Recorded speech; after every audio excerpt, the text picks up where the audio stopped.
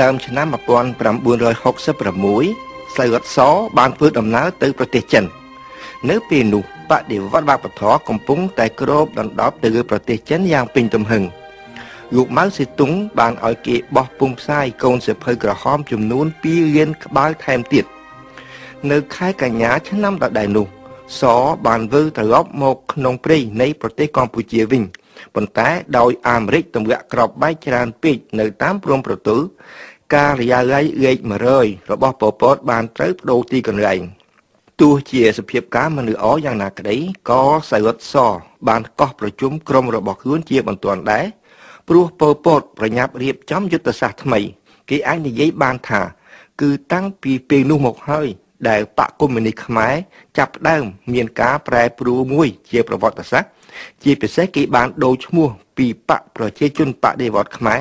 មកជាបកកុម្មុយនីសខ្មែរវិញគ្មានឯកសារណាមួយដែលបញ្ជាក់ឲ្យបានច្បាស់ទេថាសៃវុតសបានសម្រេចយកមាគ៌ានៃបដិវត្តវប្បធម៌ចិនមកអនុវត្តម្យ៉ាងទៀតកូនសៀវភៅក្រហមរបស់ម៉ៅសេទុងក៏មិនបានត្រូវយកមកបកប្រែជាភាសាខ្មែរដែរបើយោងទៅតាមការវិភាគផ្សេងរឿងនេះប្រហែលជាបណ្ដើរមកពីមូលហេតុផ្សេងទៀតប៉ុន្តែអ្វីដែលសំខាន់នៅពេលនោះគឺបន្ទាប់ពីយកការិយាល័យលេខ100មកតាំងទីនៅរតនគិរីវិញសៃវុតសបានបដូរយុទ្ធវិធីរបស់គេទាំងស្រុងគឺបានដកសមាជិកបកសំខាន់ចេញអស់ពីជនបទហើយបញ្ជូនទៅតាមតំបន់ជនជាតិភាគតិចវិញអ្នកវិភាគប្រវត្តិសាស្ត្រខ្មែរខ្លះកត់សម្គាល់ថានៅពេលដែលបកកុម្មុយនីសឥណ្ឌូនេស៊ីត្រូវរលំរលាយទៅ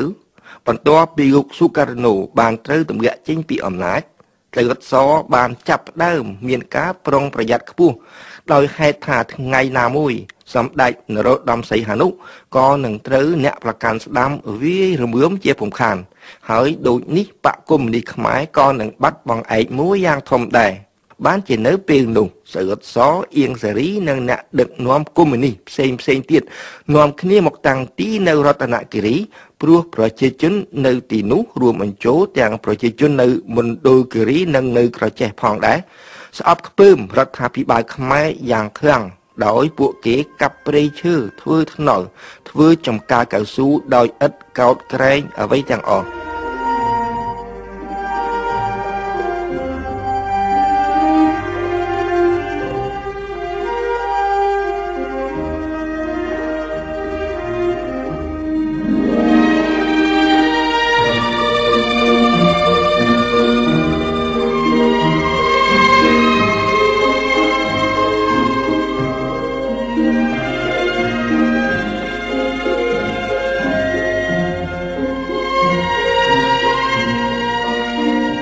នៅថ្ងៃ2មេសាឆ្នាំ1967មានការបះបោរមួយយ៉ាងធំនៅសំរោទក្នុងខេត្តបាត់ដំបងប្រជាកសិករខ្មែរនៅពេលនោះបានងើបឡើងបះបោរប្រឆាំងនឹងរដ្ឋាភិបាលព្រោះរដ្ឋាភិបាលឧត្តមសេនីយ៍លន់នល់បានបញ្ជូនក្រុមអន្តរាគមន៍ពិសេសជាច្រើនមកឲ្យទិញស្រូវដោយឲ្យតម្លៃថោកពេកគឺថោកជាងថ្លៃដែលវៀតណាមឲ្យទៅទៀតប៉ុន្តែសម្ដេចនរោត្តមសីហនុបែរជាទម្លាក់ទោសទៅលើខ្មែរកុម្មុយនីសទៅវិញព្រះអង្គបានចោទលោកហ៊ូយុនហ៊ូនឹមខៀវសំផនថាជាអ្នកបំផុសបំផុលការបះបោរនេះរបស់ប្រជាកសិករនៅសំរោទជាហេតុធ្វើឲ្យលោកហ៊ូយុននិងខៀវសំផនរត់ចូលព្រៃតែម្ដងទៅគឺនៅថ្ងៃ22មេសាហើយនៅថ្ងៃ7តុលាឆ្នាំ1967